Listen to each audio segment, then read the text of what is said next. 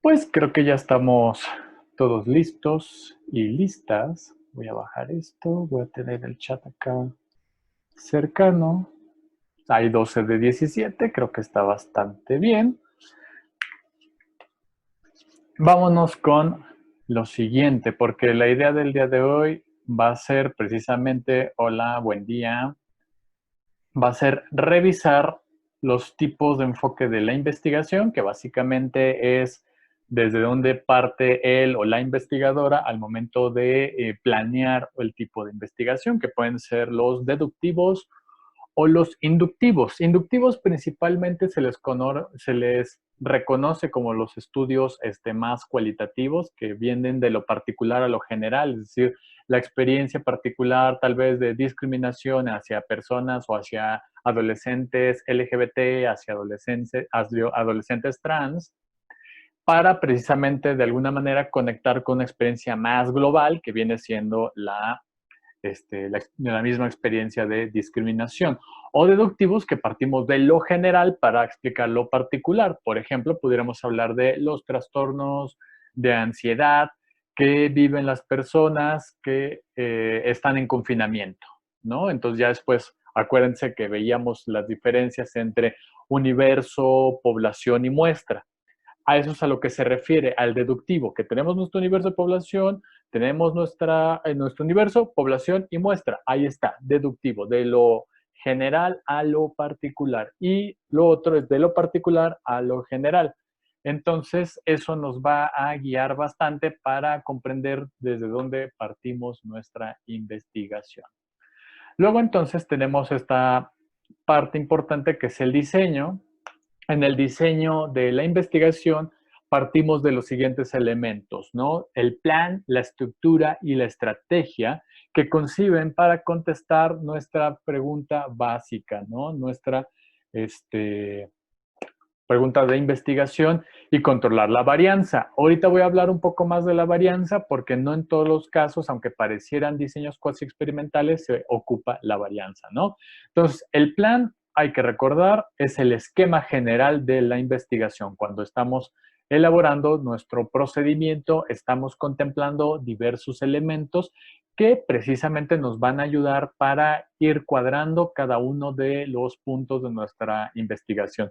La estructura, que es el bosquejo, que incluye pues precisamente nuestro paradigma. Si yo estoy hablando desde la teoría general de los sistemas, pero con una sensibilización a la perspectiva de género, donde veo una crítica hacia el sistema de parentesco, entonces mi estructura paradigmática me va a decir, a ver, si yo voy a estudiar los grupos familiares, tendría que revisar la relación entre los hombres y las mujeres al interior de las unidades familiares, y esto puede ser mediante un instrumento, puede ser mediante entrevista, para precisamente obtener algunos datos, ya sea que yo quiera diferenciar en los niveles de ansiedad que viven hombres y mujeres ante el confinamiento, entonces ahí pudiera ser como un diseño metodológico de esa naturaleza y que va muy de acuerdo con mi paradigma, ¿no? Mi posicionamiento teórico.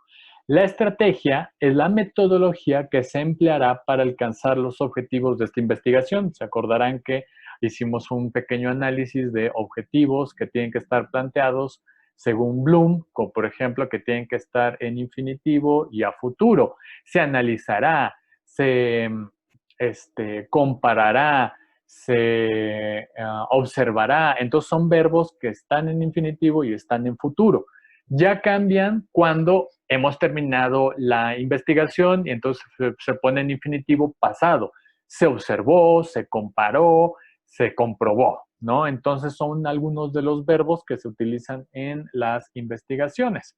Entonces, hasta aquí tenemos partes que estructuran una metodología de la investigación, pero el diseño no solamente se queda ahí, sino que tenemos también otros tipos de diseños, como por ejemplo, eh, los que establecen precisamente el marco de referencia del tipo de relaciones que pueden tener las variables a evaluar, no necesariamente son variables dependientes e independientes, sino que son las variables elegidas a observar, a analizar, a comparar, a comprobar, a correlacionar, ¿no? Si no hay un buen diseño, los resultados del estudio serán débiles y estériles, a pesar de que el problema y la pregunta de investigación sean importantes, ¿no? Yo creo que aquí valdría la pena ir revisando algunos estudios que precisamente tienen algunas debilidades. Eso no significa que sean malos estudios, simplemente que no se pueden llevar a la generalización, sino que son estudios que aportan desde su muy particular perspectiva algunos elementos, ¿no? Luego, entonces, el diseño nos ayuda en 3 o 4 puntos importantes. ¿Qué hacer? ¿Cómo hacerlo? ¿Cómo analizar de manera cuantitativa las observaciones hechas? Y evidentemente que nuestras conclusiones estén en un común acuerdo con con lo abstraído, ¿no? Con lo extraído, perdón, del análisis estadístico. Y este análisis estadístico puede ser inferencial o puede ser descriptivo. Yo principalmente me quedo mucho en los análisis descriptivos porque los inferenciales me parecen un poco más complejos. No les resto importancia, pero creo que desde donde yo hago investigación, me parece que coincido más con los descriptivos, ¿no? Además de que es un poquito más complejo los inferenciales. Ahora bien, las metas que tiene el diseño de investigación es responder a las preguntas de investigación para comprobar hipótesis en caso que las haya, porque no en todos los estudios se comprueban hipótesis. Hay hipótesis de trabajo en investigación que son hipótesis inferenciales que nos ayudan a encaminar las estadísticas que vamos a hacer, ya sea una T de student, ¿no? O una chica cuadrada, una T de student, una Udeman-Whitney. Todas estas nos ayudan para generar una serie de inferencias partidas de hipótesis, ¿no? Pero estas hipótesis van de la mano con los diseños de investigación, ¿no? Esto también nos ayuda a dar una congruencia entre las preguntas de investigación y las hipótesis, como por ejemplo, yo no puedo establecer una pregunta que no esté de acuerdo o que no vaya con mi pregunta de investigación, ¿no? Porque eso lo que haría sería precisamente, pues, algo que no está de acuerdo, simplemente, o sea, algo incoherente. Entonces, un estudio publicado y que dé una incoherencia entre pregunta de investigación y el diseño, pues sería no solamente débil, sino que tendría problemas metodológicos severos, ¿no? Controlar la varianza en caso que la haya, porque ahorita voy a hacer énfasis en qué estudios sí llevan este control de varianza. Control de varianza se debe de entender como el controlar todas las variables extrañas posibles y que incluso se puedan medir para poderlas aislar. Por ejemplo, estaríamos pensando un control de varianza, si yo me pongo muy estricto, en el momento en que se me ocurra hacer una evaluación psicométrica. Hace unos días me hice una evaluación psicométrica para entrar a un posgrado y el pobre control, digamos, de la varianza que podría haber yo experimentado y que no estuvo dentro del registro metodológico de la persona que me evaluó, simplemente está en el hecho de que me evalúa a distancia. O sea, no tiene el control de incluso, vamos a poner en estos términos más medibles, control de temperatura. Control de velocidad de mi internet, porque es bien diferente que yo tenga un internet rápido o uno lento, entonces tal vez cargue rápida la pregunta o cargue despacio la pregunta, no grabe la pregunta bueno, la respuesta que yo elegí. Entonces, si no están controladas esas variables, tiene más posibilidades de que salga poco efectiva la prueba, como por ejemplo mi nivel de hambre en el momento de aplicarme una prueba larga, por cierto, que fue la Minnesota, yo me acordaba de una, pero era de adolescentes. La de adolescentes tiene como 350 reactivos y la de adultos tiene 520, entonces era así como interminable, con reactivos que están interesantes porque según la estructura de esa prueba, lo que trata de medir también es la atención y la congruencia en tus resultados, lo que daría a entender al evaluador que tienes una congruencia en tus resultados y estás siendo honesto al presentarlo, porque luego te pregunta de forma repetitiva, ¿te gustan las flores? ¿Escuchas voces? ¿Te drogas? Entonces, son reactivos que se van repitiendo continuamente con tal de comprobar que estás prestando atención y no solamente estás en el festoneo de contestar sí, sí, sí, no, sí, sí, sí, no.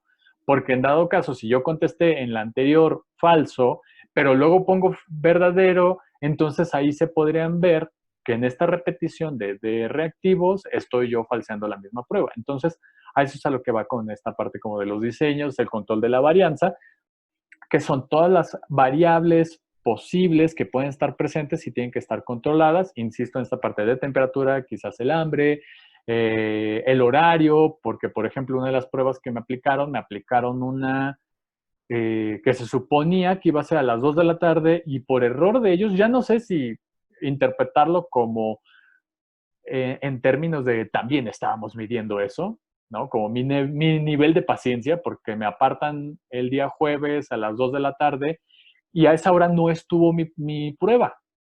Entonces, resulta que me van diciendo, ay, perdón, el sistema no sirve, ay, perdón, el sistema no sirve. Hasta las 7 de la noche, cuando yo ya tenía paciente, agarran y me dicen, la prueba va a ser en esta hora. Y digo, pues es que eran las 2 de la tarde. Pues tú sabes. Entonces, ya no sé si entender que lo que querían medirme en ese momento era también la paciencia, ¿no? Pero bueno, a lo que voy con este ejemplo es de que la varianza son la detección de todas las variables extrañas posibles que pueden alterar los resultados y que deben de estar controladas, ¿no? Eso nos lleva precisamente a la confiabilidad, es decir, al patrón repetido de resultados esperables dentro de esta investigación, ¿no? De mis inferencias, donde yo pudiera decir, si yo fuera el investigador, que un elemento necesario dentro de la evaluación psicométrica es la paciencia, entonces vamos a hacer una prueba de resistencia a la frustración, haciéndole notar al evaluador que su prueba no va a estar y le vamos a probar desde ahí. Entonces, bueno, si eso lo hicieron a más de 50 aspirantes a posgrado, probablemente tengan niveles de confiabilidad, ¿no? De niveles de frustración, ¿no? En dado caso. Yo quisiera pensarlo desde ahí porque es un posgrado. Generalizar los resultados obtenidos de un estudio a otros sujetos, grupos o condiciones.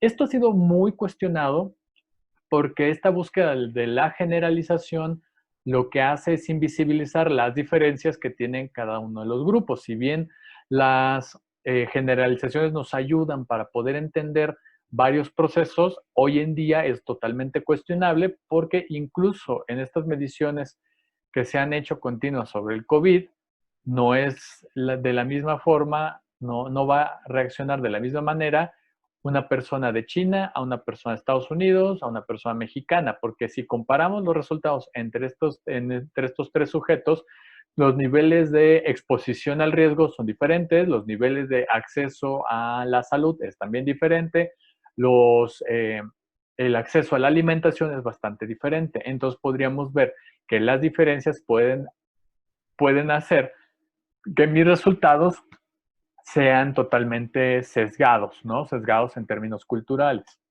En ese sentido, hay que tener cuidado con ese tipo de resultados, ¿no? O estudios que traten de afirmar todas las personas pasan por ese proceso.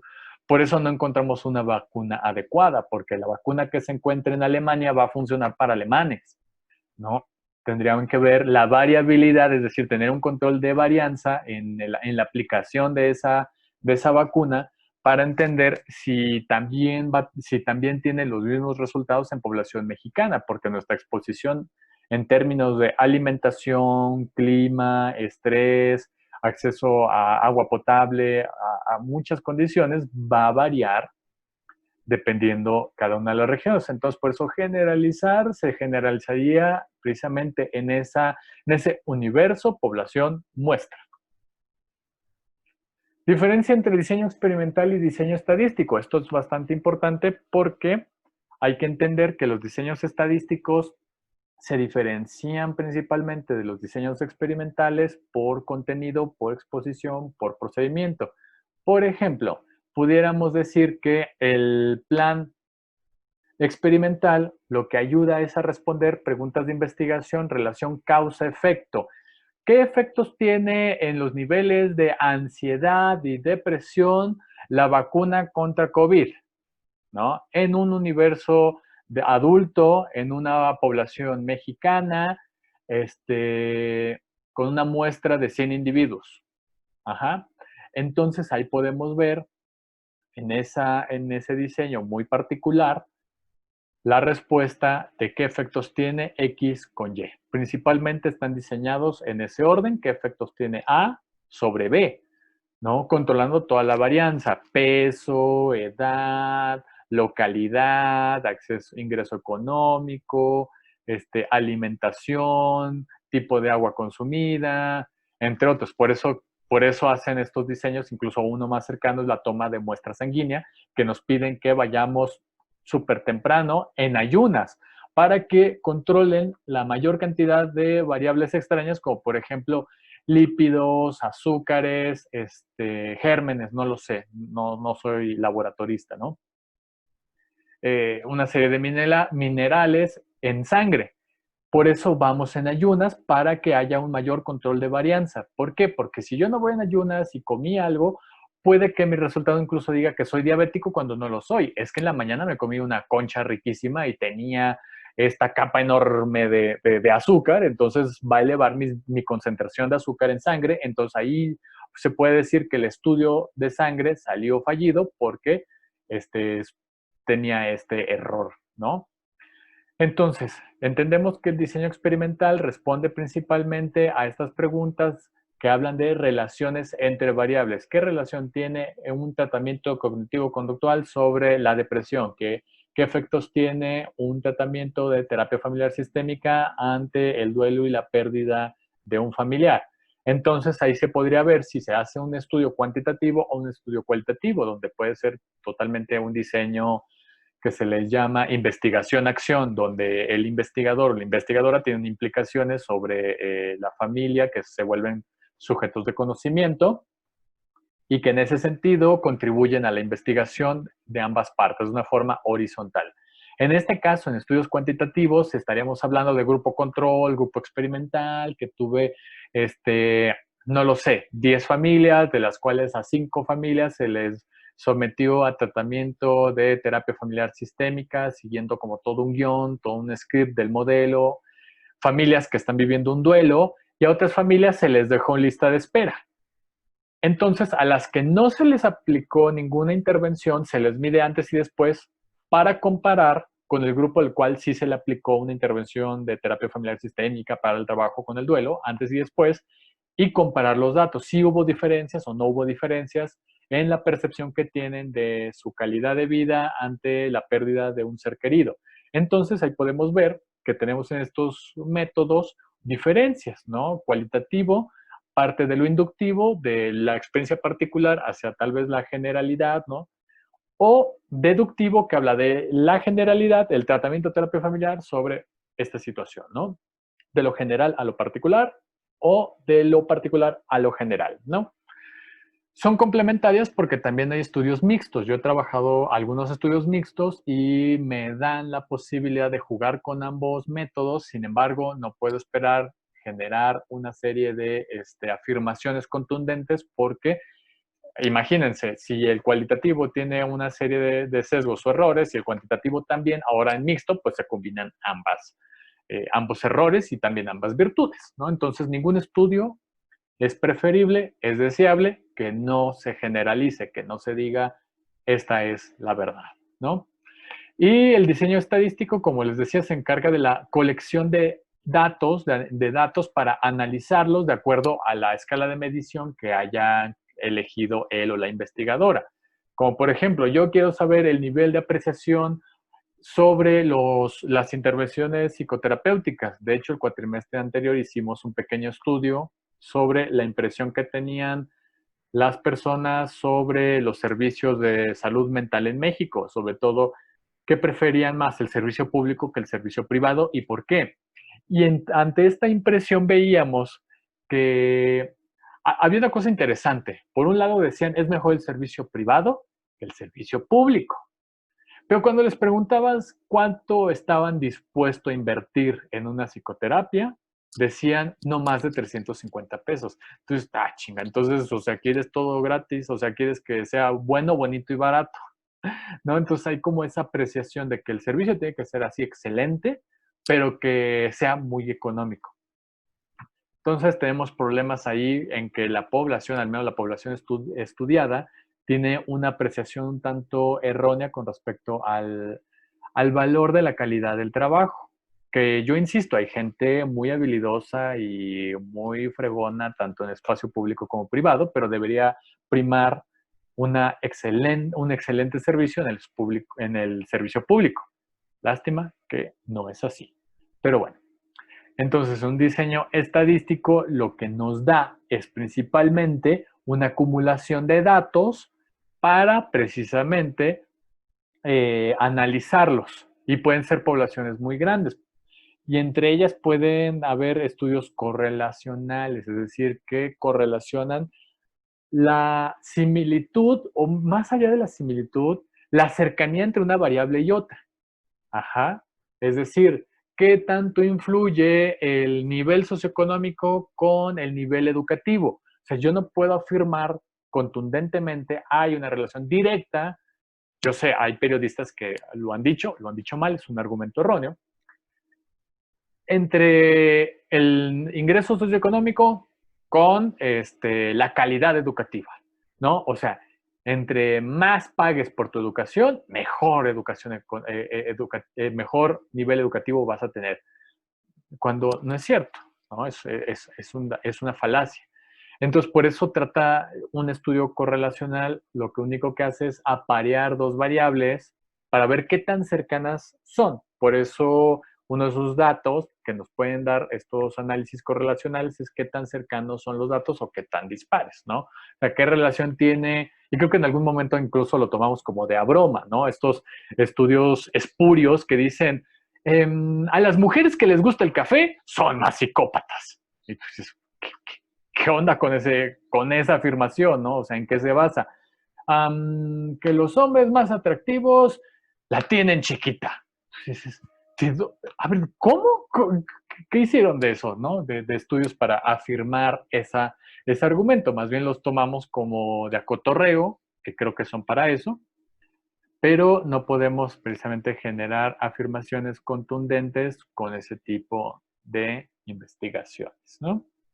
Ahora bien, control de varianza, lo que les decía, esto va principalmente a los estudios experimentales, ¿no? Que intenta maximizar la varianza experimental, es decir, controlar las variables independientes y controlar también sistemáticamente y minimizar a su vez las variables erróneas, ajá, para que uno pueda distinguir que esto que yo elegí como mi variable principal es la que influye directamente con esto. Insisto, es más evidente, voy a ponerlo en estos términos, los estudios que se hacen en laboratorio y sobre todo en control, como por ejemplo de esta parte de elaboración de vacunas, porque lo que hace en control de varianza tiene que ver con variables muy manipuladas, como por ejemplo tiempo, duración, tipo de sangre, que por eso se ha detectado que un cierto tipo de sangre desarrolla complicaciones al momento de tener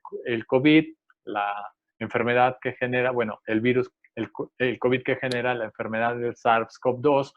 Entonces, a eso es a lo que se refiere. O sea, en medida en que yo controle tanto tiempo, tanto, no lo sé, cantidad de azúcar en sangre, tipo de sangre, temperatura, exposición a ciertos minerales, qué sé yo, todos esos controlados, yo puedo decir, a ver, no influye, por ejemplo, nivel de temperatura, tal vez, ¿no? Pero si lo combino, nivel de temperatura con alguna superficie, por eso ha sido alarmante, porque la propagación de este virus, pues tiene que ver con la duración o el tiempo de vida que tiene fuera del cuerpo huésped y que se ha visto que en diferentes superficies tiene una durabilidad o un ciclo de vida diferente, como por ejemplo 48 horas, que es la parte como más alarmante, 48 horas en metal. Entonces, por eso el sistema de transporte metro se vuelve un espacio de contagio masivo porque El virus, una persona infectada, creo que hay un videito muy didáctico que sacó el Instituto Mexicano de Seguridad Social, donde expone un individuo que tose en su mano, luego, como no tenía careta, no tenía máscara, y luego se agarra del barandal, y luego agarrarse del barandal deja ahí el virus, y el virus tiene duración en metal de 48 horas. Entonces, ¿cómo afirman eso? Por el control de la varianza. Es decir, pusieron el virus en pequeños fragmentos de metal y midieron o estuvieron vigilando su tiempo de vida. No lo sé de qué manera fue, tal vez, o no sé, una cámara microscópica que estaba midiendo continuamente y como ya tienen como el periodo de incubación o la reproducción o lo que sea, pues podían ver, diferenciar esto que se le llaman métodos de contraste, que esa es otra variable que mides, el método de contraste que puede ayudar para que se refleje los componentes del virus. Entonces, a eso es a lo que se refiere. En diseños experimentales en psicología también pueden llevarse a cabo si solo si llevan a cabo una serie de medidas que reconozcan cuáles son las variables que pueden ser las que nos lleven al error y cuáles son las que nos pueden llevar a afirmaciones contundentes. Por ejemplo, me acuerdo que hicimos un experimento en la universidad, me pareció como bastante interesante porque este amigo venía de sociología, había tocado sociología y quería meter temas como discriminación, raza y sexismo como variables analíticas experimentales en algo que se le conoce como, me cuesta trabajo recordar el nombre. Híjole, es que en lo que es el conductismo hay un área que tiene que ver con las cadenas, digamos, de estímulos y la reproducción de la fuerza de un estímulo hacia otro. Por ejemplo, lo que poníamos en un diseño en PowerPoint era primero personas así random, es decir, un tanto aleatorizado para que podamos generalizar los resultados y que no haya ahí un problema en términos de que es que elegiste gente joven, gente universitaria y más bien las afirmaciones serían hacia esa población y esa muestra. Si bien no podíamos tener una gran muestra, sí fue un universo que era un universo universitario de edad aproximadamente de 18 a 24 años y que era una muestra de como 20 personas y que ahí las íbamos capturando aleatoriamente, o sea, no había una cuestión ahí como muy seguida de decir, tenían que ser de tal tono de piel, tenían que ser de tal orientación, que hubiese sido interesante marcarlo, ¿no? Marcar esas características, pero en ese momento no teníamos conocimiento de esas categorías. Bueno, ¿en qué consistió ese estudio?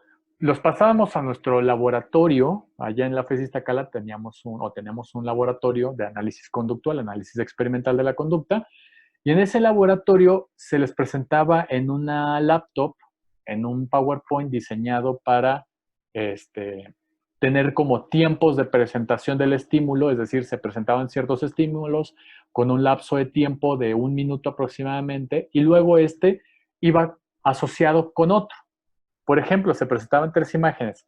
Se presentaba palabra, color y situación social. Esos eran nuestros estímulos. Palabra, color y situación social. Por ejemplo, decía malo y venía en color negro. Aparecía una imagen negra y luego aparecía una persona africana, pero con un gesto como de enojo.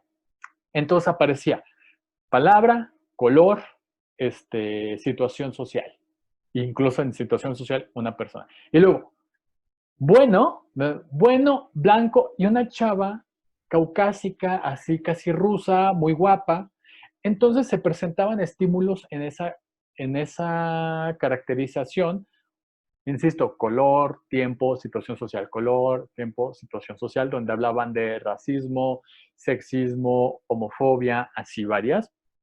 Y luego un cuestionario donde les preguntábamos qué persona te parecería más confiable para un puesto de gobierno. Una persona, fulanito tal, como la viñeta.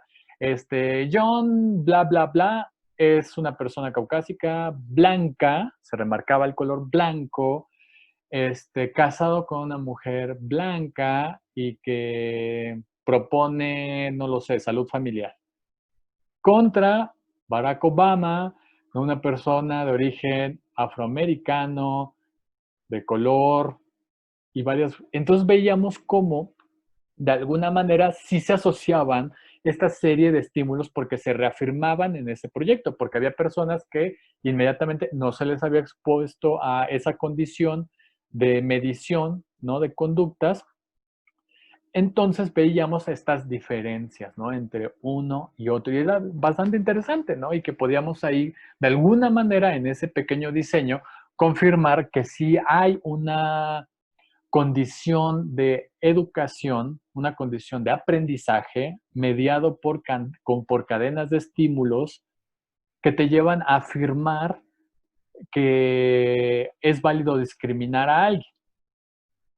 Entonces, ¿cuáles eran nuestras variables a medir? La exposición al programa de estímulos sociales, ¿no? Insisto, ahí están mis variables: color, palabra, situación social, mediadas por el tiempo en un laboratorio que aproximadamente el tiempo era de exposición como media hora. Entonces, en media hora a 20 sujetos, que eran nuestros sujetos experimentales, contra los sujetos del grupo control. Entonces, en ese ritmo hacíamos las mediciones. Como por ejemplo, me han preguntado mucho alumnas que son tesistas que es que luego no encuentran algún instrumento. En psicología, por eso es importante comprender cómo es la definición operacional de una categoría, porque lo que hacemos es construir nuestros propios instrumentos de medición. Entonces, en este caso no teníamos un instrumento de medición así súper específico. Lo que medíamos era a través de la observación directa y además con un registro de confiabilidad, es decir, eran 3 de nosotros que estábamos observando a la persona expuesta al programa y estábamos midiendo, como por ejemplo, gestualidad, por ejemplo, tiempo de respuesta entre cada una de las variables. Medíamos también, híjole, no me acuerdo de cuál otra, pero que se volvía precisamente nuestro aparato de confiabilidad. Por eso, cuando hacemos un registro de análisis conductual, tienen que ser varios registros. Ajá, tienen que ser varios porque van a haber varias personas observando lo mismo y vamos a ver qué tan variabilidad hubo en la observación del participante. En otro diseño experimental de una amiga que se dedican a lo que es me parece que es alimentación, ¿no? Alimentación y nutrición, una cosa así, conducta alimentaria. Les mentiría si les dijera exactamente el tema. El contenido de la investigación tiene que ver con esos factores, con la conducta alimentaria, ¿no? Creo que era maternidad y alimentación, una cosa así, donde me parecía terrible porque ahí está el asunto, que en su diseño experimental ubicaran única y exclusivamente a las mujeres. Entonces llegaban a conclusiones que veían, es que las mujeres tienen déficit en su enseñanza de la alimentación adecuada. Entonces, nuevamente, las que causan problemas en la salud alimentaria de niños, niñas y adolescentes son las mujeres. Entonces, ese es el problema de estos estudios, que cuando seleccionan de su universo, población y muestra, tienen un eje de género, reafirman exclusivamente habilidades, competencias o déficits a ese género. Entonces tenían que haberlo contrastado con varones y van a ver que estamos por la calle en la educación alimentaria. ¿A qué se referían eso y cómo se podía medir conductualmente? Porque incluso entrenaban a sus observadoras, principalmente alumnas que querían titularse con ese proyecto, pues les presentaban videos continuos de, a ver, esto es una conducta alimentaria. Por ejemplo, servir el plato. Servir el plato, darle de comer al niño o a la niña, la criatura que tenga enfrente, son criaturas preescolares o incluso eran de corta edad, de 0 hasta creo que 2 años, y que ahí veían, a ver, esto es una buena conducta comparándola con la mala conducta. por ejemplo, a ver, darle de comer, ¿no? Ser paciente en términos de esperar a que el niño o la niña degluta el alimento, limpiar la boca, no lo sé, observar berrinche, contener el berrinche. Entonces, todas esas conductas ya las tenían como en una checklist. Lo que hacían con sus nuevas observadoras, las ponían una y otra vez a revisar varios casos, digamos, de éxito de observancia, las entrenaban y luego ya las llevaban a campo para observar precisamente a mujeres y comparar cuándo sí era una buena enseñanza de la conducta alimentaria en infantes y cuándo no lo era. Ajá, entonces ahí podemos ver que trataban de afinar la mirada de los observadores, controlando lo máximo posible para que puedan definir adecuadamente y puedan ubicar cuándo sí era una conducta y cuándo no. Yo, nuevamente, tengo sospechas de ese tipo de estudios porque nuevamente no puedes controlar eso. O sea, tiene también muchas cuestiones ahí subjetivas del mismo observador o la observadora. Pero bueno, díganles eso a los de la fe Cala que lo siguen haciendo. Bueno, tipos de varianza. La varianza experimental, que es nuevamente estoy hablando en plural, es decir, todas las variables que están en un diseño, tanto que está programado de forma experimental y tenemos claramente la variable dependiente y la manipulación de la variable independiente. Yo les decía, en nuestra varianza controlábamos tiempo, tiempo, color, palabra y situación social. Era nuestra forma de controlar. ¿Cómo lo controlábamos? Porque hubo una selección de palabras, hubo una selección de colores, hubo una selección de situaciones sociales. Entonces, ese fue nuestro control. ¿Cómo lo controlamos? Hay un catálogo que te dice cuáles son como las situaciones sociales más contundentes, por ejemplo, y que generan una serie de actitudes ante el mismo tema, y que están en una base de datos de investigaciones en psicología social. Entonces bajas tú ese tipo de imágenes, de palabras, ¿no? Porque ya están confiabilizadas, ¿no? No fue cualquier palabra. Entonces ahí es cuando nosotros tuvimos ese control de varianza. Porque eso nos va a ayudar a identificar las variables dependientes, es decir, el resultado de eso, ¿no? Y es una varianza que también va de forma sistemática, ¿no? De la variable dependiente que podemos ir analizando procesualmente la ocurrencia o presencia de cada una de estas, ¿no? Y la varianza de error tiene que ver con haber contemplado todos los errores posibles. Tiempo de espera, porque también teníamos que ver que se cumplieran los 20 minutos o creo que 30 minutos de exposición para que el otro programado entre. Si yo no tengo eso, pues se vuelve también un merequetembe, porque yo creo que una de las cosas que más nos cansa a las personas que estamos en diseños experimentales es la parte de esperar. Entonces estamos ahí como, chinga, ¿cuándo me va a pasar a mí? Y eso predispone una actitud ante la situación. Puedo tener una muy mala actitud porque digo, ay, ya me hicieron esperar, que perdí de tiempo. Entonces, eso se vuelve un error de tipo, tanto puede ser de historia, pero yo diría más bien como un error de instrumentación, porque no aplicamos adecuadamente un control de varianzas. Entonces, en el diseño, ya si llego a conclusiones, pudiéramos decir, bueno, hubo este problema, ¿no? Lo que recomendamos para futuros estudios, que tengan un mayor control de la varianza de los errores, ¿no? Aquí es lo que les digo, no va de la mano. Minimización de la varianza de error. Error es la variabilidad de medidas debida a las fluctuaciones aleatorias, es decir, que pueden aparecer o no junto a las variables ya programadas, variables dependiente e independiente. Control de las variables extrañas, y un poco lo vimos con los errores de diseño, ¿no? El error interno y errores externos, ¿no? Por ejemplo, formas de controlar variables extrañas, la eliminación de estas, como por ejemplo, evita contaminar el estudio, pero se pierde la posibilidad de la generalización, como por ejemplo, les decía, bueno, tratar de es que yo creo que tengo más los estudios que se hacen para control de vacunas, porque creo que es muy obvio, como por ejemplo la eliminación de ciertas variables, como por ejemplo gérmenes que pueden estar en el aire, pues hay un control de estas cámaras. Por eso es bien complicado poder aislar totalmente a un paciente COVID, porque tendría que haber una cámara de aislamiento de verdad, de aislamiento del aire, purificación continua del aire.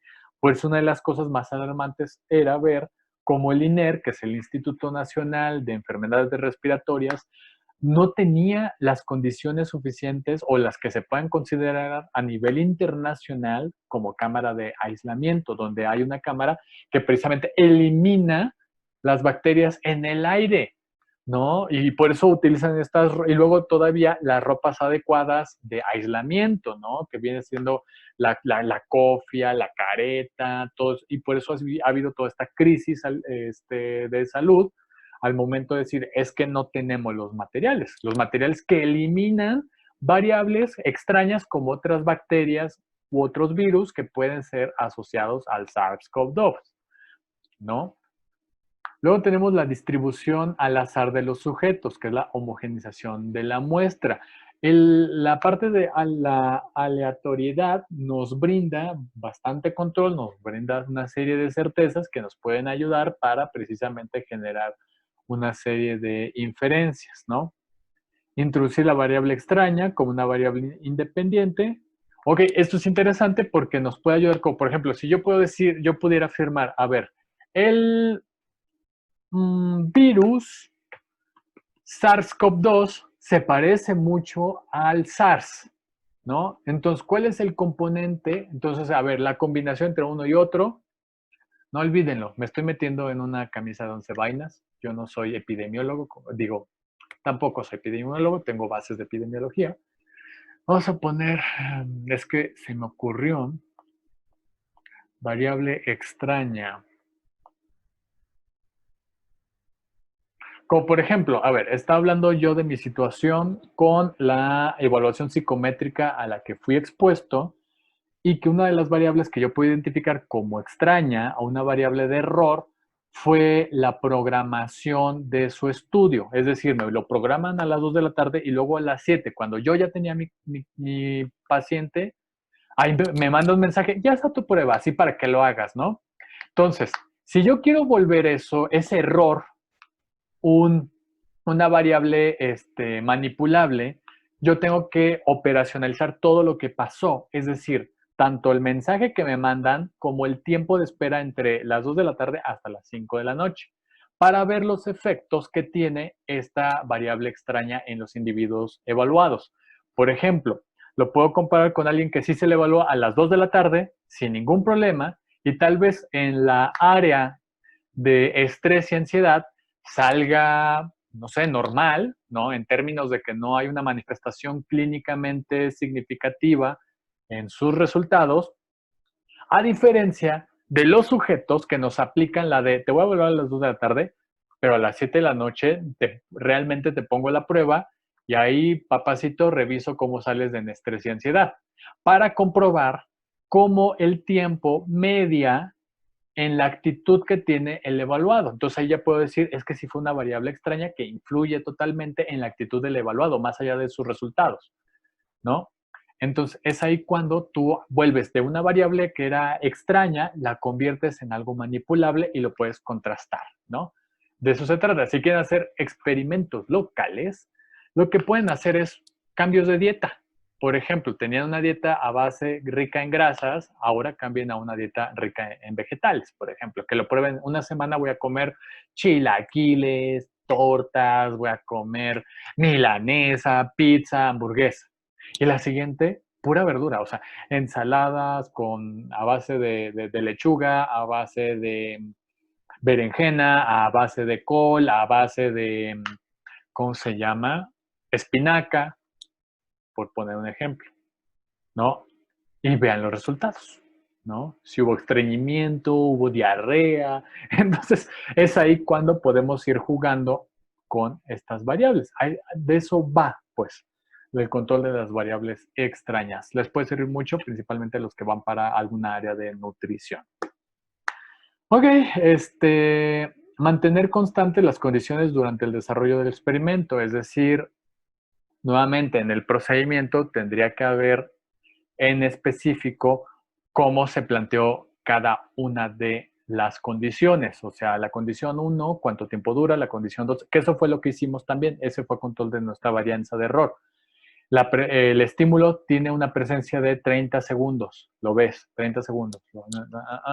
Entonces luego lo podríamos controlar de estos 30 segundos a pasarlo a 45 segundos y luego a 60 segundos y ver quiénes sacan los resultados en el tiempo programado de 20 minutos y comparando cuáles fueron sus respuestas para ver que no haya sido la variable estrés la que haya repercutido en los que se les presentó el estímulo 30 segundos, a los que 40 y a los de un minuto, ¿no? Yo creo que tal vez se pudieran estresar los que están ahí un minuto. Ya le piqué, ¿no? Entonces estás, a ver, ¿a qué horas se presenta?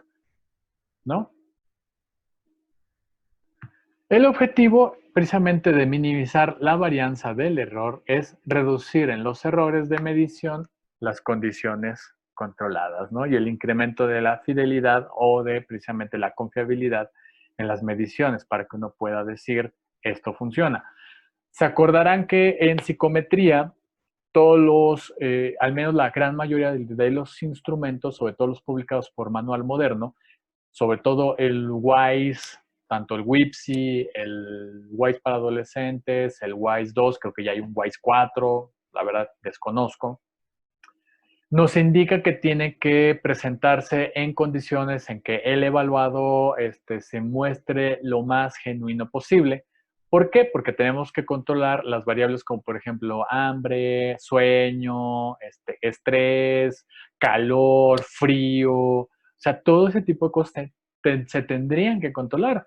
Pero desgraciadamente hay, digamos, nos ganan las situaciones. Por ejemplo, esta parte de la pandemia, que a mí en mi evaluación me jodió totalmente porque pues fue en línea, ¿no? Entonces yo puedo estar tal vez, no sé, viendo el Facebook y estoy, sí, falso, escucho voces, no, no me interesa, escucho no sé qué, me gustan los pasteles, porque luego son así como medio locas porque te aparecen, por ejemplo, ¿te gusta cortar flores? Luego, ¿escuchas voces?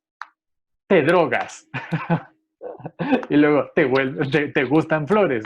Entonces, claro, entiendo el propósito de eso, pero un mal manejo de estos errores tiene que ver con que no tengan controladas todas las variables.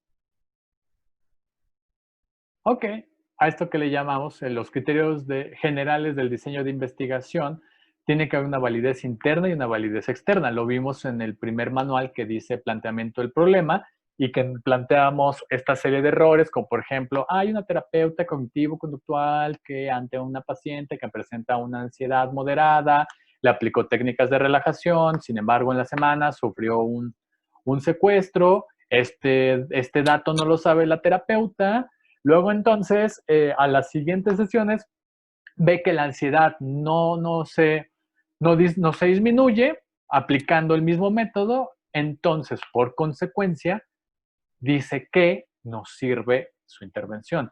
Sin embargo, es de que no tenía el control de esta variable que es una variable externa. Y una validez externa es tal vez en el encuadre mencionarle a la persona durante las sesiones si habrá pasado algo que considere importante de mencionar y que esto esté relacionado con su nivel de ansiedad. Entonces tal vez la persona ahí sí diga, no, pues la verdad, mira, no te había mencionado, pero me secuestraron en la semana, pero afortunadamente no me pasó nada. Entonces ahí vemos cómo son estas fuentes de validez interna y externa, las formas en las que controles la mayor cantidad de variables posibles. Para eso las tienes que ir detectando y evidentemente los estudios observacionales nos ayudan para poder ya ubicar qué variables controlar, ¿no? Ahora sí, como quien dice, el ojo clínico. El objetivo del diseño de investigación, el cual tiene que ver con generar las condiciones controladas a las observaciones hechas a fenómenos que ocurren en la naturaleza, ¿no? Luego entonces tenemos, uno de ellos es el ex post facto, es decir, es un diseño que se hace después de que ocurrió el acontecimiento. Por ejemplo, yo no tengo una medición inicial de ustedes, ¿no? Voy a poner así como el conocimiento general en metodología. El examen puede servir como un ex post facto, es decir, después de que fueron intervenidos con las clases, se hace una medición para saber si hubo algún cambio, pero yo no podría atribuir que es un cambio significativo. Solamente puedo atribuirle que fue un cambio, es decir, mis conclusiones son realmente modestas porque no puedo generalizar, porque no tengo una medición previa. Creo que lo idóneo hubiese sido un examen inicial y un examen a este momento para comparar. Pero deja de ser ex post facto cuando tengo esta medición y voy a tener la medición de final del curso, ¿no? Entonces, estas dos mediciones las puedo comparar para inferir si hubo un cambio o no hubo un cambio. Si lo meto estos análisis de datos a pruebas paramétricas, ¿no? Ya pudiera yo generar inferencias, pero una prueba paramétrica tiene que ser, sí, solo sí, con una muestra muy grande, ¿no? Entonces, tenemos una muestra aquí de 16 personas, de hecho creo que somos 17, pero creo que nada más vinieron 16 personas, alguien no se pudo conectar, no lo sé. Entonces, bueno, ahí dejaría de ser ex post facto. Un experimental es aquel que se manipulan uno o más variables independientes y los sujetos son asignados a grupos experimentales específicos de forma aleatoria para que yo pueda decir todas las personas que tengan este tipo de edad, este tipo de orientación sexual, este tipo de clase social, este tipo de alimentación, van a presentar mayores niveles de ansiedad ante la pérdida del trabajo, por ejemplo, ¿no? Entonces, a eso es a lo que se refiere. Ok, diseños experimentales sujetos contra intrasujetos, es decir, se elabora este tipo de selección. Entre sujetos, los sujetos son asignados de manera aleatoria a varios tratamientos. Por ejemplo, puedo tener tratamientos, por ejemplo, el estudio que les había presentado que comparan la terapia sistémica con la cognitivo-conductual y con la Gestalt. Entonces, ahí tenemos estos mismos sujetos pasan de terapia cognitivo-conductual a terapia sistémica, a terapia Gestalt y ellos mismos comparan, ¿no? Entonces ahí se ve esta parte de cómo son asignados. El diseño más simple de un factor debe haber un grupo control, un grupo experimental, es decir, yo tengo estos ya tres grupos y ahora tengo que tener uno control para ir comparando, ¿no? Debido a que los sujetos son asignados a uno de dos grupos de manera aleatoria, este diseño se reconoce como un diseño completamente aleatorizado, ¿no? Cuando invito a mis estudiantes a hacer pequeños estudios, es raro que hagamos estudios cuasi experimentales, porque experimentales no llegamos a hacer porque necesitamos las instalaciones adecuadas para controlar la varianza de error, y por eso no los hacemos. Ajá. A menos que sí haya la posibilidad en la FESITA Cala, si tenemos nuestro laboratorio de análisis conductual, pero en otras universidades desgraciadamente no los hay y mucho del trabajo se hace cuasi experimental o un diseño de tipo estadístico, que es la recopilación de datos de alguna percepción, ¿no? Con respecto a algún evento, ¿no? Debido a que los sujetos son asignados, ahí está la parte aleatoria, el número de mediciones es igual al número de sujetos, es decir, la medición de la presión sanguínea de cada sujeto en respuesta a un medicamento para la hipertensión. Entonces, ahí tenemos ese pequeño ejemplo, ¿no? El número de mediciones se hace al igual del número de sujetos. Es decir, si yo tengo 50 individuos con 3 formas de trabajo psicoterapéutico, en un esperado de un diseño de esta naturaleza, todos tendrían que pasar por las mismas mediciones cognitivo-conductuales, sistémicas y gestálticas. Ajá. Para ver, incluso preguntarles cuál te gustó más, en cuál te sentiste más cómodo. Entonces ahí ya tengo estos datos. Ya si es una población grandotota, ya puedo yo hacer inferencias estadísticas. El número de sujetos por grupo debe ser el mismo, de preferencia, ¿no? Luego, por eso cuando se hacen estos estudios de laboratorio se les llaman estudios clínicos o de caso. ¿Por qué? Porque tener muestras clínicas no es tan fácil, ¿no? Sí se vuelve como bastante complicado el tener una muestra clínica de tal naturaleza, como por ejemplo que tuve la oportunidad de hacer un estudio en el Nacional de Psiquiatría, donde nuestra muestra clínica eran todos pacientes Eran familias y pacientes, bueno, con sus pacientes, pues, que habían sido diagnosticados con fobia social, ataque de pánico y fobia generalizada. Estos tres diagnósticos. Entonces, de la misma condición, pudimos obtener cerca de 50 familias, ¿no? ¿Por qué? Porque es un lugar donde te lo muestra, ¿no? Te da la facilidad de obtener esa muestra. Sin embargo, no pueden ser datos generalizables. ¿Por qué? Porque solamente está obedeciendo a estos grupos muy específicos y además teníamos una variabilidad en términos de clase social, de raza, de género, orientación sexual. Entonces, esa variabilidad no la podíamos controlar. Por eso se vuelve estudio de caso, porque en esos casos en particular podíamos comparar algunas cosas que los volvía similares, pero habían otras que los diferenciaba. Y eso yo no lo puedo controlar y en tanto que no lo puedo controlar, no puedo generar inferencias de que todas las personas que vivan un trastorno de ansiedad van a pasar estas experiencias con sus grupos familiares. Por ejemplo, veíamos que, bueno, coincidían en que, en que eran muy expresivos y expresivas de la situación, lo habían manifestado 2 o 3 veces algún familiar, la respuesta fue de preocupación, pero a la vez de desinterés. Y esto explicaba en las entrevistas, porque también fue estudio mixto, de que decían, ay, ahí vas otra vez con tus miedos. Ahí estás otra vez. ¿Cómo chingas? ¿No? Entonces eran como estas expresiones que tenían sus familiares al respecto, ¿no? Entonces, a eso es a lo que se refiere, ¿no? Aunque teníamos la misma cantidad, no podíamos repartirla por género, clase social y demás, porque pues todos eran parte de la misma muestra, lo que vuelve un sesgo en nuestra metodología. La principal desventaja en este diseño es de que si hay más de un tratamiento, se requería el número de grandes sujetos, no se puede detectar los efectos de los tratamientos cuando estos existen, es decir, cuando hay diversos. Estos diseños son de un solo factor, involucran un grupo control y uno experimental, pero más de 2 grupos pueden utilizarse para analizar los efectos de la variable manipulada, efectos de diferentes dosis de ansiolíticos sobre la actividad motora, ¿no? Intrasujetos. Los sujetos se asignan aleatoriamente a las condiciones experimentales, pero cada sujeto recibirá todas las condiciones o tratamientos experimentales. Las fuentes de varianza obtenida del análisis estadístico pueden revelar diferencias dentro de cada sujeto.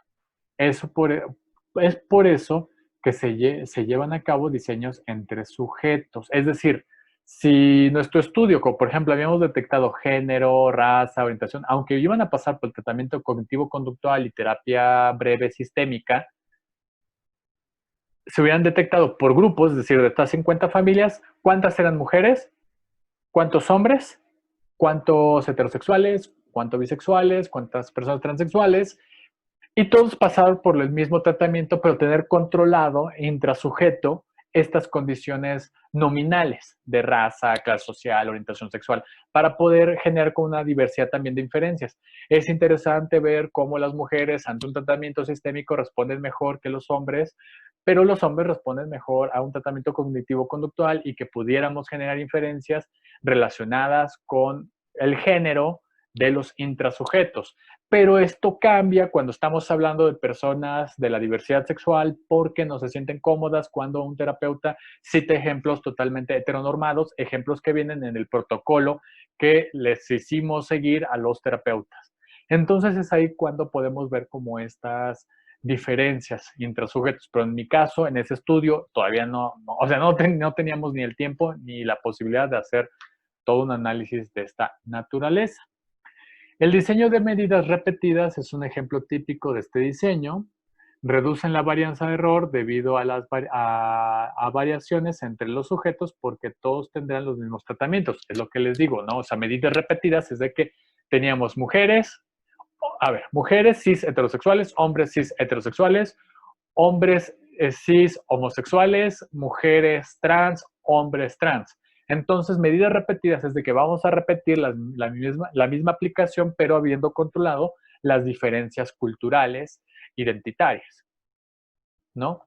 El efecto carryover es haber estado en todas las condiciones experimentales puede afectar la medición del siguiente tratamiento. Es decir, eso es sí, solo sí, se confunde que un individuo o dos individuos transitaron de un experimento y otro, ¿no? Híjole, aquí le quiero detener porque quiero hacer una pequeña pausa para que analicemos un artículo de investigación, pero que es de análisis estadístico, no es experimental, y para que la próxima semana veamos un diseño experimental. Entonces, si me permiten, dejo de compartir aquí.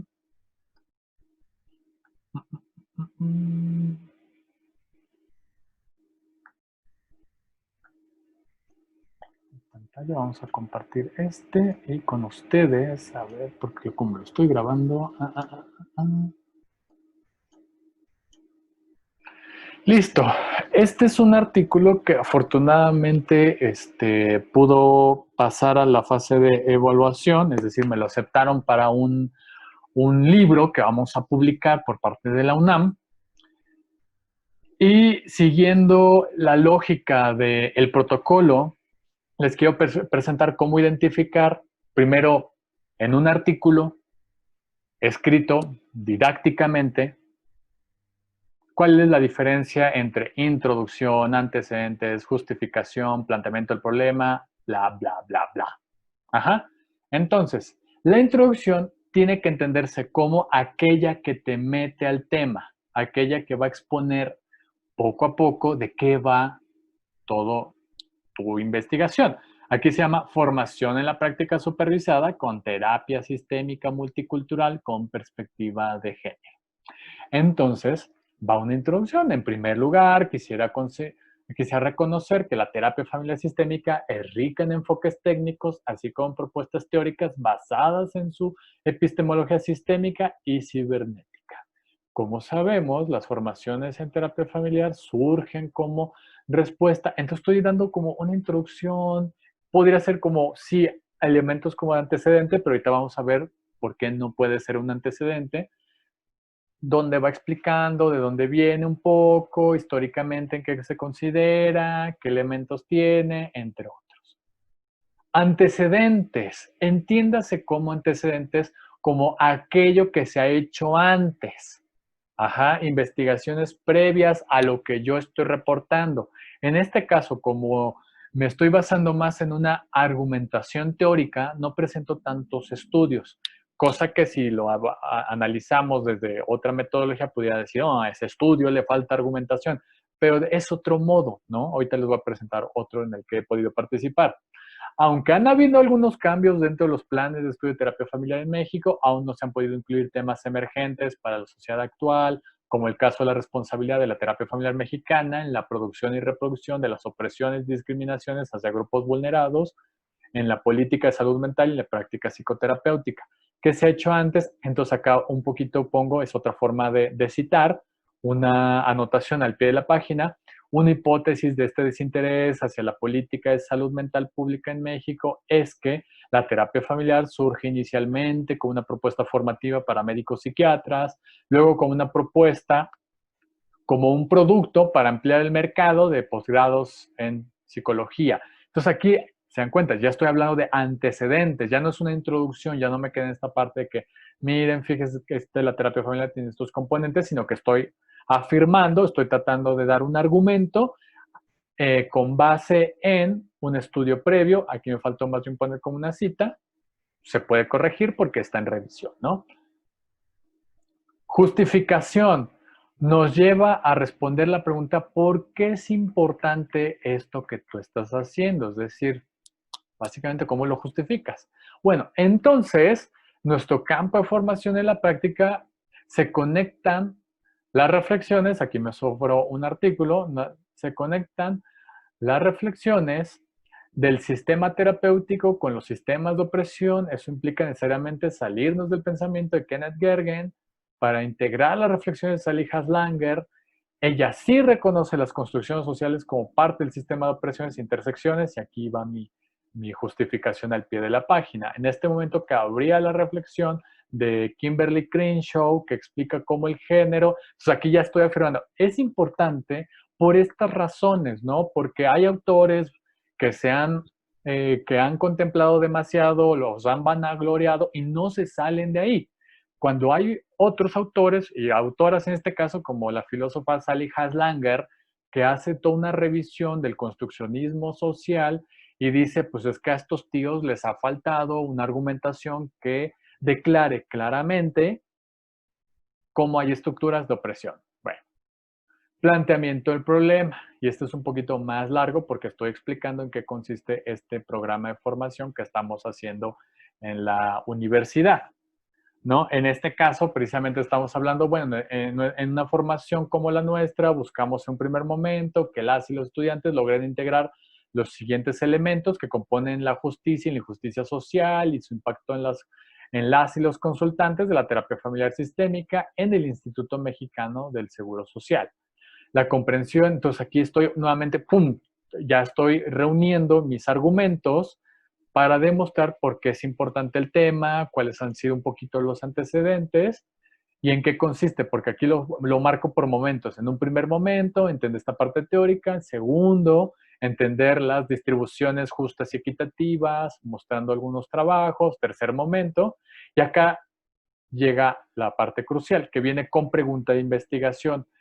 Esto es porque al integrar estos tres elementos tiene un efecto transformador en las y los estudiantes, pues los conecta desde lo interpersonal, bla, bla, bla, lo personal.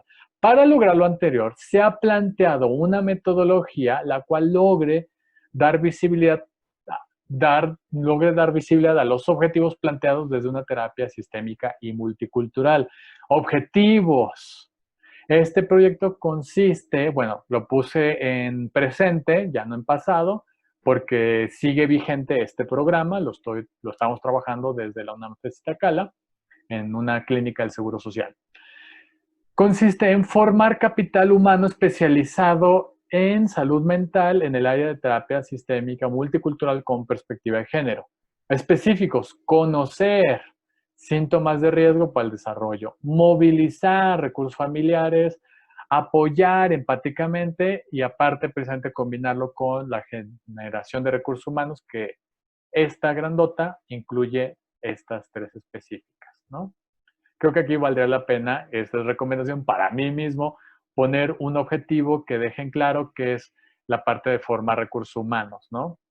Que integren estos tres objetivos. Diseño. Fue un diseño de investigación mixta, según Castañer, Camello y Arguera. Por su presentación, esta investigación tiene un diseño mixto de tipo complementario, donde se compara la observación cuantitativa y cualitativa. Participantes, en este caso de los estudiantes, son 10 alumnos. Participantes de asistencia clínica, 15 familias, derechohabientes, esa es una condición necesaria. Y fue seleccionada por criterios de inclusión y exclusión. Esto lo hace un método que no puede generalizarse, no es aleatorio, sino que tiene que ver con disponibilidad de la población, donde incluimos hombres y mujeres de 2 a 60 años de edad, cumplidos en el momento de la aplicación, primero de los instrumentos de medición, después que aplica a hombres con riesgo de trastorno de ansiedad, depresión, trastorno de la conducta alimentaria. Ahí ampliamos muchísimo la población y que tiene problemas de variabilidad, ¿no? Porque puede haber rasgos que no se comparten, digamos, intrasujetos, como por ejemplo va a ser bien diferente atender a una familia que tiene ansiedad a una que tiene depresión, una que tiene trastorno de la conducta alimentaria. Entonces ahí pudiéramos decir, ahí hay un error metodológico, que las mujeres y los hombres participantes en su estudio den consentimiento voluntario informado para la participación del mismo y la aplicación de los instrumentos de medición. Haberse inscrito en el trimestre en el cual se hicieron las evaluaciones y aceptar participar en el servicio, no sé, ya sea vía telefónica o presencial. Eso mete otras variables de error, si se dan cuenta, porque es bien diferente un tratamiento por vía telefónica a presencial. Bien, ya estoy detectando mis propios errores en el estudio. Exclusión, la presencia de un trastorno psicótico. A ver, Alejandro pregunta, a ver, veo el mensajito. ¿Deben llevar objetivos generales como particulares o pueden ser generales solamente? No, tiene que haber necesariamente un objetivo general y objetivos particulares para que se vaya entendiendo, porque el general lo que te da es como la punta del iceberg y los particulares te va a decir todos los elementos que se van a mezclar, ¿no? O que vas a ir siguiendo para cumplir tu investigación. Criterios de exclusión, la presencia de un trastorno psicótico, que no estén de acuerdo en participar, que las y los pacientes no puedan participar si contaban con un tratamiento psicoterapéutico simultáneo. Es decir, hay gente que luego llega a consulta y nos dicen, ay, pues es que quiero ver cuál me gusta más. Y dices, bueno, pues es que, o sea, es válido, pero la realidad es de que éticamente no es lo mejor porque solamente, ¿qué tal si te caen bien los dos terapeutas o las dos terapeutas? Entonces, ¿vas a estar pagando doble? ¿Vas a estar yendo a que uno también contrarie al otro por los enfoques? Entonces, no es lo ideal. No, no es lo ideal. Entonces, por eso era una variable de exclusión. Criterio de permanencia, no podrán faltar a más de 3 sesiones consecutivas y también, evidente, no aceptar participar servicio presencial o telefónico. Variable independiente, un programa de prevención, atención de psicoterapia individual de pareja o familiar. Dependiente, los cambios existentes en los síntomas de riesgo para un trastorno de conducta alimentaria. Ajá, entonces podría decirse que fue un diseño cuasi experimental, porque estamos haciendo una medición antes, una después, ¿no? Instrumentos cuantitativos, todos estos síntomas de riesgo para el sueño, para trastornos del sueño, alimentarios, trastornos del estado del ánimo e ideación intento suicida. El Instituto Mexicano del Seguro Social ya cuenta con un instrumento sistematizado en el cual se lo aplicamos a todos los consultantes que nos llevan. Cualitativos, entrevista inicial, preguntas circulares, preguntas reflexivas, las 12 dimensiones para la evaluación familiar que nos brindan desde el enfoque sistémico, ¿no? Análisis estadístico, en un programa se analizan cuantitativamente, en un programa SPS, cual se realizan análisis descriptivos, que es análisis de frecuencia. Y aquí es como la presentación, o sea, edad dimensional, porque puede ser variable, ¿no? Y se obtiene de la ficha de identificación. Sexo es nominal, estado civil nominal, ocupación nominal, años de escolaridad dimensional, religión nominal. Y todo esto se obtienen a través del instrumento de ficha de identificación. Las variables clínicas, conducta alimentaria de riesgo es ordinal porque puede ser leve, moderado, grave. Severidad de la ansiedad, leve, moderado, grave, y se ve en el formulario de ingreso a la clínica, ¿no? Riesgo suicida, cohesión y adaptabilidad familiar, igual, ordinal. Instrumentos cualitativos, y aquí tenemos que dar una explicación en qué consiste cada instrumento cualitativo, como por ejemplo hablamos de las dimensiones, acá está la explicación de las 12 dimensiones, que por tiempo ya no me da para exponerlo.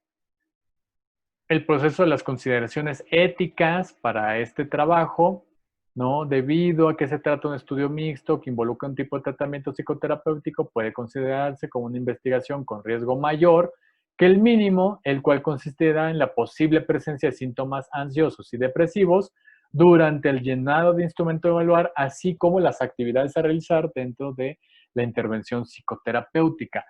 ¿Por qué? Porque precisamente estamos exponiendo a las personas a una evaluación, ¿no? En la cual van a hablar de temas difíciles, van a hablar de temas que no se pueden controlar. Ajá, podemos controlar la terapia, pero no, digamos, el modelo terapéutico, pero no podemos controlar las reacciones de las personas, mucho menos del terapeuta. Tratamos de que mediante la supervisión se pueda moderar, pero desgraciadamente es algo complicado. Además de que estamos trabajando desde la Declaración de Helsinki, que considera la autonomía de los participantes, así como los principios de justicia, respeto y confidencialidad de los pacientes, y lo establecido por los manuales y guías de práctica clínica y diagnóstico oportuno de Secretaría de Salud, lo que hace de nuestra formación pues un ente, vamos a ponerlo en estos términos, que está siendo regulada con la participación de Secretaría de Salud al momento de reconocer esos manuales. Se deberá de valorar la posibilidad del apoyo familiar, así como el de los recursos sociales disponibles y sugerir los cambios de estilo de vida más apropiados en caso de ser necesario. Entonces, procedimiento. En la primera etapa, que fue un muestreo multietápico, en la cual primero se ampliaron 50 fichas del servicio de terapia individual de pareja y familiar, ¿no? edad mínima de 2 a 60 años. Después de 2 semanas de la convocatoria se procede a realizar la asignación de los pacientes a las terapeutas y las y los terapeutas se contactarán, ¿no?, con las primeras 15 fichas de trabajo presencial porque el espacio es reducido. Además, era visionario trabajar incluso 15 fichas. Ahí están las variables que no controlamos. El espacio. El Seguro Social en donde estamos, la Clínica 31, no tiene las condiciones necesarias para atender terapia familiar de forma menuda. Incluso podría decirse que habían casos que veíamos cada 15 días o casos que veíamos una vez al mes. Y eso, en la variabilidad intragrupo, nos da una serie de errores, ¿no? Porque yo no puedo afirmar que fue la misma calidad de servicio y de, no lo sé, de seguimiento a la persona que atendimos quincenalmente a la persona que atendimos mensualmente, por ejemplo, o a la que atendimos semanalmente, pero por teléfono, por ejemplo. El servicio presencial se asignará citas cada 15 días, aquí asignamos cada 15 días, se acordarán 6 sesiones mínimo y 10 sesiones máximo con la posibilidad de recontratar más sesiones si es necesario, es decir, hablábamos de nuestro encuadre. Para las solicitudes faltantes se programaron listas de espera para ser atendidas lo antes posible. ¿Por qué? Porque éticamente no puedes tú poner a una persona o sea, de forma permanente en lista de espera. Tiene que recibir un servicio, es su derecho, ¿no? Se realizan evaluaciones clínicas según el caso lo amerita, de acuerdo al formulario de ingreso del Seguro Social. Se detectaron a los individuos que se encuentran en mayor riesgo, se realizaron canalizaciones de ser necesario y se reportan las actividades ante el IMSS. Y esta fue un poquito nuestro como cronograma. Si se acuerdan del protocolo, el protocolo viene con ciertos cronogramas, uno puede hacer el suyo, nosotros hicimos uno que es como nuestro diagrama de flujo de cómo funciona la clínica, de un inicio, que es primer contacto, que es con el médico o la médica, el usuario llena un formulario, la coordinación analiza los datos, canaliza el área de psicoterapia sistémica, y ahora el usuario llena otro formulario y la coordinación coordina horarios con terapeuta y usuario. Si se dan cuenta, es que tiene que haber muchos elementos para poder decir, bueno, es que hay una inversión en lo que nos están planteando, no es un ahí se va. Tienen que hacerse una serie de descripciones de cómo va a funcionar y cómo va a operar tu proyecto de investigación, porque lo presentamos ante el Seguro Social y el Seguro Social nos acreditó que podíamos llevarlo a cabo. Entonces, en el caso precisamente de hablar de un proyecto de formación en la práctica, el propósito nuevamente es asistir a recursos humanos en salud mental para que amplíen sus fronteras teórico-metodológicas, conceptuales de lo que es la terapia, ¿no? Para terminar, si cuentan o no con recursos terapéuticos, eso ya es con lo de los pacientes. Actividades, el servicio es de 5 horas a la semana, que incluye lo siguiente, ¿no? Nivel teórico práctico, el equipo asistirá permanentemente a las actividades académicas de educación continua. Nosotros abrimos un seminario y es internacional, está participando gente de Argentina, gente de Colombia, gente de España incluso, y que nos ha estado retroalimentando desde esta idea multicultural. A nivel del trabajo presencial, se analizará en equipo constantemente la persona del terapeuta, es decir, que nuestra alumna que sea o alumno que sea el terapeuta en algún caso, pues no sufra burnout, que si aprendió las técnicas, que si lo está llevando bien, ¿no? La sede de trabajo es en la cámara de Gesell, aunque ya no funciona la cámara de Gesell, ahora sí que se estropeó el sonido, entonces hacemos en el salón como un tipo de grupo reflexivo. Ahí está otra variable que no pudimos controlar. Se dan cuenta, en este caso hay múltiples cosas que no pudiera llevar a la generalización. Los criterios de evaluar antes, durante y después, ¿no? De los asistentes a la parte de la terapia. La presentación de nuestros resultados, no los voy a poder leer todos, pero es así como precisamente se van presentando con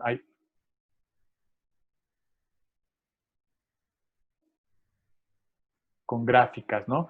Pero como vemos, en un artículo didácticamente lleva siempre esos componentes: introducción, antecedentes, justificación. Híjole, me encantaría que revisáramos otro artículo, pero se nos ha acabado el tiempo.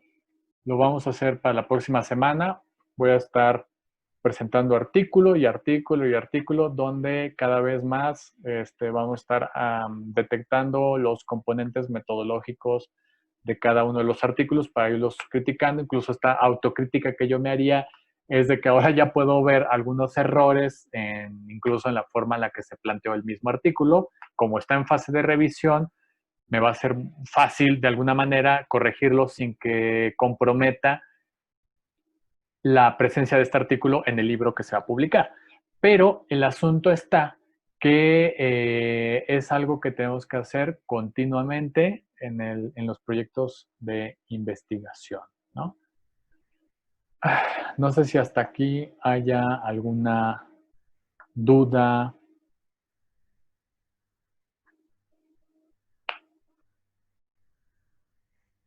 Víctor dice que no. ¿Quién más?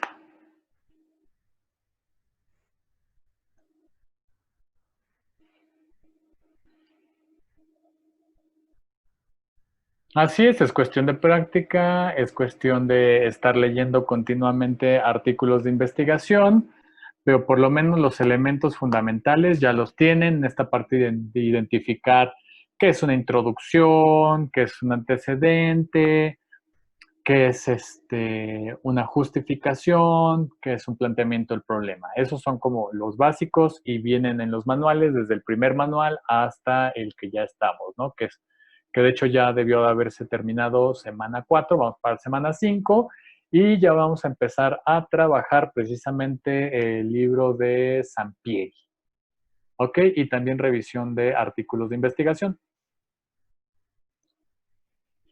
Entonces, si no hay más preguntas, dudas, comentarios, pues yo me despediría en este momento. ¿Ok? Ya queda grabada la clase, la voy a subir pronto. Pues cuídense mucho, nos vemos para la otra. Bye bye.